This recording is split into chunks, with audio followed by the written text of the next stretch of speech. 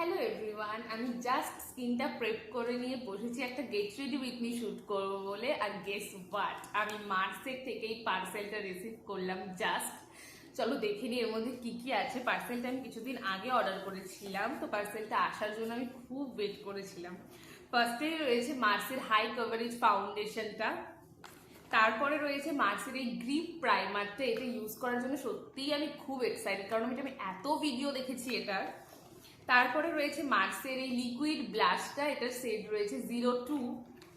তারপরে রয়েছে মার্সের compact powder, এই যে।